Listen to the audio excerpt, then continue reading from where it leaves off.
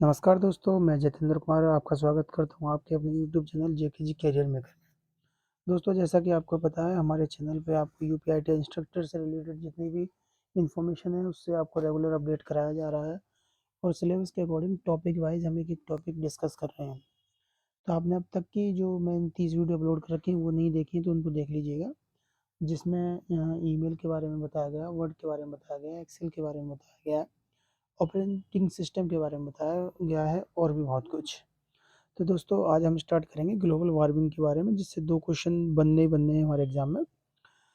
तो आप एक कॉपी और एक पेन लेके बैठिएगा, जिससे आप अपना स्कोर चेक कर सकें कि आपका स्कोर कितना हुआ है, और आपका जो भी स्कोर होगा कमेंट बॉक्स में कमेंट करके ज़रूर बताएं। तो फ्रेंड्स, स्टार्ट करते हैं। पहला क्वेश्चन है, क्वेश्चन आपकी स्क्रीन पे है, which one of the following cause global warming. मतलब कि निम्नलिखित में से ग्लोबल वार्मिंग का रीजन क्या है। 4 ऑप्शन आपके सामने हैं, आप अपना आंसर मार्क कर लें, उसके बाद हम आंसर देखेंगे। तो मैं क्वेश्चन को रिपीट कर रहा हूँ, विच one of the following is cause of global warming, मतलब कि ग्लोबल वार्मिंग का कॉज कौन सा है।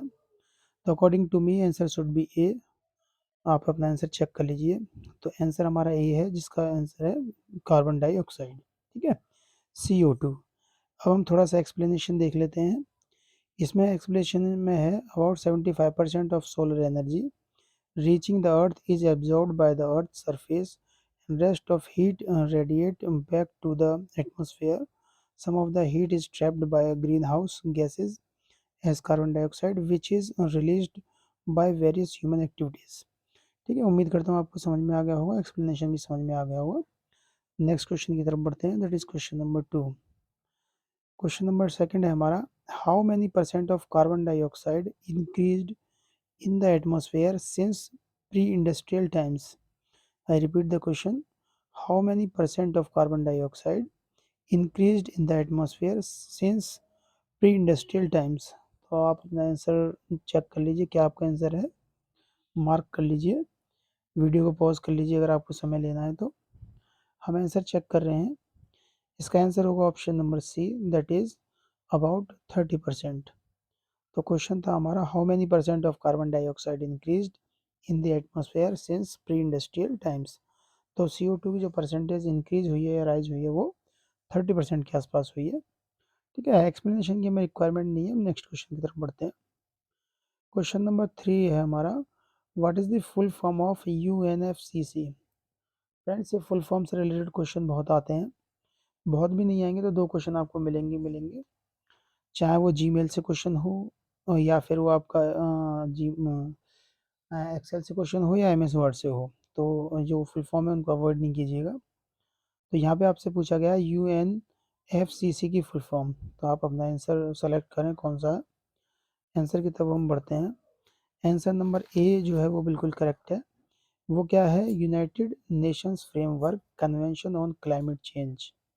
ठीक है, तो UNFCC की जो फुल फॉर्म है वो है आपकी United Nations framework convention on climate change. तो आप देख लीजिएगा, क्योंकि सभी ऑप्शन जो है वो मिलते जुलते हैं, गलती नहीं होनी चाहिए। जो इजी क्वेश्चन होते हैं वहीं पे हमारी गलती होने के चांसेस रहते हैं। ऑप्शन नंबर बी में आप देख रहे हैं फेडरेशन है, सी में आप देख रहे हैं फ्रेमवर्क है, ठीक है, डी में फेडरेशन है। तो इस तरह से कंफ्यूज करने की कोशिश करेगा। आप नोट्स भी बना सकते हैं, नोट्स भी साथ के साथ बनाते चलिए। तो जो हमारा सही आंसर है वो है United Nations framework convention on climate change. Next question की तरफ बढ़ते हैं। क्वेश्चन नंबर 4 है, who measure the global warming rate. ठीक है, मतलब जो ग्लोबल वार्मिंग रेट है उसको मेजर कौन करता है। ऑप्शन ए है एस्ट्रोलॉजर्स, बी है साइकिस्ट, ऑप्शन सी है फिलोसफर, एंड ऑप्शन डी है क्लेमेस्टोलॉजिस्ट। ठीक है दोस्तों, तो आप देखिए क्या आंसर होना चाहिए, हम आंसर चेक करते हैं। ऑप्शन नंबर डी जो है क्लेमेटोलॉजिस्ट जो है इसका सही आंसर है। मतलब कि देखिए, आपका जो ग्लोबल वार्मिंग है उसका भी मेजर होता है। अब ग्लोबल वार्मिंग की वजह से आपकी जो आइस है वो मेल्ट हो रही है, और जिससे आपका सी लेवल जो है बढ़ता जा रहा है, और आपका अर्थ का जो टेम्परेचर है वो भी आपका बढ़ता जा रहा है। तो इस चीज़ की जब जो स्टडी करते हैं वो क्लाइमेटोलॉजिस्ट करते हैं, ऑप्शन नंबर डी। ठीक है, आप इसको याद रखेंगे, अच्छा क्वेश्चन है और बार बार क्वेश्चन ये रिपीट होता है। एक्सप्लेनेशन की तरफ हम नहीं जा रहे हैं दोस्तों, फिर भी इसका एक्सप्लेनेशन ले लेते हैं। Global warming is usually calculated by climatologists. Global warming is accelerated faster than that calculated by climatologists. It was predicted in 1995 that in 21st century there would be rise in temperature by 3.5 to 10 degree Celsius. ठीक है दोस्तों, तो यहाँ से भी एक question बनता है कि जो टेम्परेचर है वो 3.5 टू 10 डिग्री सेल्सियस आपका बढ़ गया है 21st सेंचुरी में। तो नेक्स्ट क्वेश्चन की तरफ बढ़ते हैं। क्वेश्चन नंबर 5 है, which one of the following result take place due to global warming. Means यहाँ पे दोस्तों आपसे पूछा जा रहा है कि ग्लोबल वार्मिंग की वजह से क्या परिणाम आपको भुगतने पड़ते हैं। दोस्तों ये जो वीडियो है मैं इंग्लिश में लेके आया हूँ, बाकी एक वीडियो हिंदी में भी लेके आऊँगा। तो आपको अगर ये वीडियो अच्छी लग रही है तो इसको लाइक शेयर एंड सब्सक्राइब करें और ज़्यादा से ज़्यादा इसको स्टडी रिलेटेड ग्रुप में शेयर करें जिससे हमें मोटिवेशन मिलता है। तो हम क्वेश्चन नंबर 5 डिस्कस कर रहे थे, which one of the following result take place due to global warming, मतलब ग्लोबल वार्मिंग की वजह से क्या परिणाम आपको देखने को मिलते हैं। ऑप्शन ए है आपका maintaining steady temperature, change in the rainfall, pleasant environment, causing less pollution. ठीक है, तो आपका जो ऑप्शन सी और डी है ये तो बिल्कुल गलत हो जाएंगे।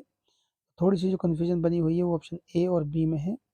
ऑप्शन ए कह रहा है maintaining steady temperature and B is changes in the rainfall. तो आंसर चेक कर लेते हैं। ऑप्शन नंबर बी हमारा बिल्कुल ठीक है। तो दोस्तों कई बार क्वेश्चन ऐसे आ जाते हैं जिनका आंसर आपको नहीं पता होता, तो आप एलिमिनेशन मेथड से कर सकते हैं। आपको ऑप्शन देख के लग जाएगा, पढ़ के लग जाएगा कि ये आंसर नहीं है, तो बाकी जो बचे हुए हैं उन पर थोड़ा सा अपना माइंड यूज़ करें, सिक्स सेंस यूज़ करें, आपको आपका आंसर मिल जाएगा। Now come to the next question, that is question number is 6। So it is true and false type question. Question is human activities cause global warming. Human activity जो है वो global warming का reason है। True और false बताना है, तो बिल्कुल ट्रू होगा ऑब्वियसली। ठीक है, जो ह्यूमन एक्टिविटी है उनकी वजह से क्या हो रहा है, आपका ग्लोबल वार्मिंग हो रही है। नेक्स्ट क्वेश्चन की तरफ बढ़ते हैं। ये दोस्तों आपको अगर स्पीड फास्ट लग रही है तो आप स्लो कर सकते हैं, और स्लो लग रही है तो फास्ट कर सकते हैं। मैं थोड़ा सा यहाँ पे जल्दी लेने की कोशिश कर रहा हूँ ताकि हम ज़्यादा से ज़्यादा क्वेश्चन अटेम्प्ट कर सकें कम से कम टाइम में, क्योंकि हमें और भी टॉपिक कवर करने हैं। क्वेश्चन है हमारा, विच one of the following cause global warming, यानी कि निम्नलिखित में से ग्लोबल वार्मिंग का कारण कौन सा है। Option first is radio active forcing, option B is earth gravitational force, option C is oxygen and option D is centripetal force. ठीक है दोस्तों, इनमें कन्फ्यूजन नहीं होनी है, एक सेंट्रीपिटल फोर्स होता है और एक सेंट्रीफ्यूगल फोर्स होता है। तो क्वेश्चन हमारा कह रहा है कि विच one of the following cause global warming, global warming का रीजन क्या है। फिर से ऑप्शन देख लीजिए, रेडियो एक्टिव फोर्सिंग, अर्थ ग्रेविटेशनल फोर्स, ऑक्सीजन या फिर सेंट्रीपिटल फोर्स। आप अपना आंसर मार्क कर लीजिए, हम आंसर चेक करते हैं। Option number A is the correct answer, that is radio active forcing. तो जो रेडियो एक्टिव फोर्सिंग है वो क्या है, हमारे ग्लोबल वार्मिंग के कॉजेज हैं फ्रेंड्स। दोस्तों यूपीआईटी इंस्ट्रक्टर से रिलेटेड मैं काफ़ी वीडियो अपलोड कर चुका हूँ, अगर आपने वो नहीं देखी है तो पहले उनको देख लीजिएगा, क्योंकि वो काफ़ी इंपॉर्टेंट क्वेश्चन मैंने उसमें कराए हुए हैं। नेक्स्ट क्वेश्चन की तरफ बढ़ते हैं। How human activity has influenced global warming, means to say that कि जो मानव की एक्टिविटी हैं, क्रियाएं हैं, वो कैसे ग्लोबल वार्मिंग को इन्फ्लुएंस करती हैं, मतलब प्रभावित करती हैं।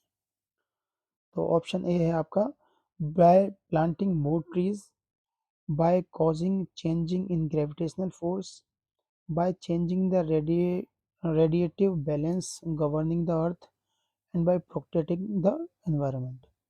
क्वेश्चन ये कह रहा है कि जो ह्यूमन एक्टिविटी है वो कैसे ग्लोबल वार्मिंग को इन्फ्लुएंस करती हैं। तो जो प्रोटेक्टिंग एनवायरनमेंट है, जो ऑप्शन नंबर डी है, ये बिल्कुल गलत होगा। और जो ऑप्शन नंबर ए है आपका, बाय प्लांटिंग मोर ट्रीज, ये भी गलत होगा। मतलब जो आपका आंसर होगा ऑप्शन नंबर बी और सी में से होगा। आप अपना आंसर मार्क कर लीजिए, हम आंसर चेक कर रहे हैं।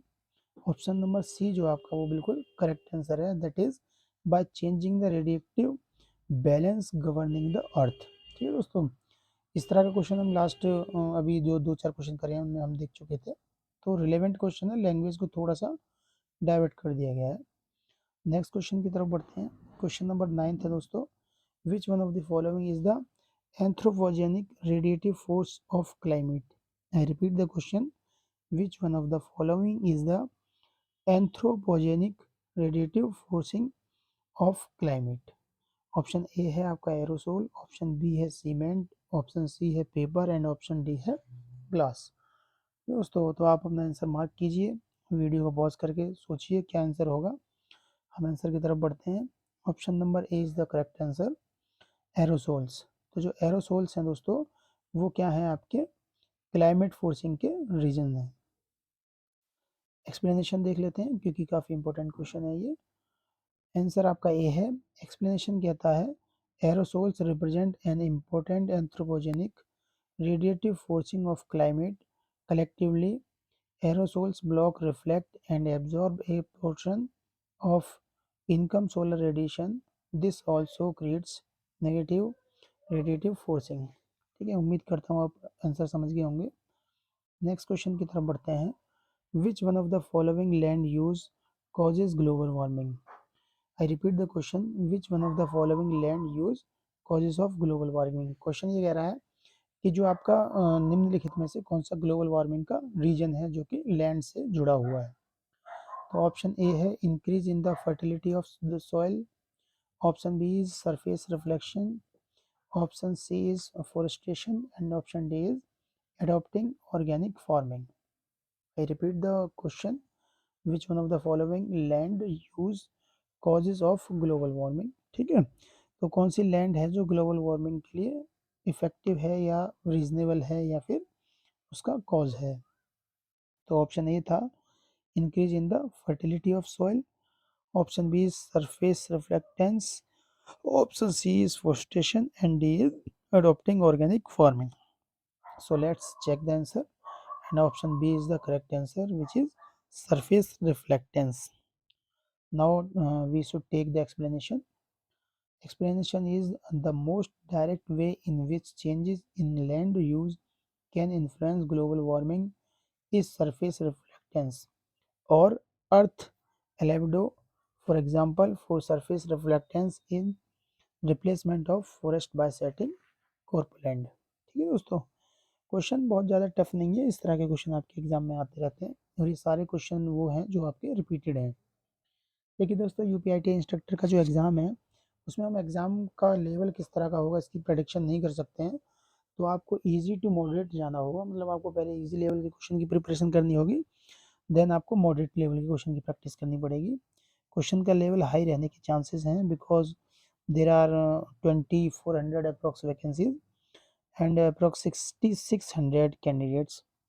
ठीक है, तो जो आपका कंपटीशन है वो बहुत ज़्यादा हाई तो नहीं है, बट जो कंपटीशन में स्टूडेंट हैं, कैंडिडेट्स हैं, उनका लेवल हाई होगा क्योंकि स्टूडेंट्स आपके फ़िल्टर हो चुके हैं और समझ लीजिए अब क्रीम क्रीम बची हुई है। मतलब जो स्टूडेंट हैं आपके साथ, जो कैंडिडेट्स हैं कंपटीशन में, उनका लेवल बहुत हाई रहने वाला है।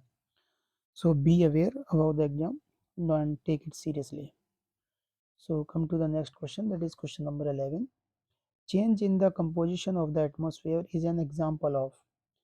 क्वेश्चन मैं रिपीट करता हूँ। Change in the composition of the atmosphere is an example of. जो आपके एटमोसफेयर में चेंजेस हो रहे हैं वो क्या कंपोजिशन की वजह से हो रहे हैं। ठीक है, ऑप्शन ए है internal forcing, option B is external forcing, option C is mid forcing and option D is gravitational forcing. तो फ्रेंड्स आप अपना आंसर मार्क कर लीजिए। आंसर की तरफ हम बढ़ते हैं। आंसर है आपका option number B, that is external forcing. Question कह रहा था आपका change in the composition of the atmosphere is an example of external forcing. Answer को पढ़ते हैं, एक्सप्लेनेशन को देखते हैं। The climate system generate random changes in global temperature for years to decades at a time, but long-term changes emanate only from external forcing. Increased in the concentration of greenhouse gases is an example of external forcing, including changes in the composition of the atmosphere. Come to the next question. What is the main reason for melting of ice in sheets? I repeat the question. What is the main reason for melting of ice sheets? ठीक है, जो ice की sheets हैं वो आपकी melt हो रही है, उनका रीजन क्या है? तो नो डाउट आपका ग्लोबल वार्मिंग ही इसका रीजन होगा। ठीक है, तो ऑप्शन बी जो है बिल्कुल करेक्ट है, इसमें एक्सप्लेनेशन की रिक्वायरमेंट ही नहीं है। नेक्स्ट क्वेश्चन आपका, which one of the following is the effect of global warming? Global warming का इफेक्ट क्या है?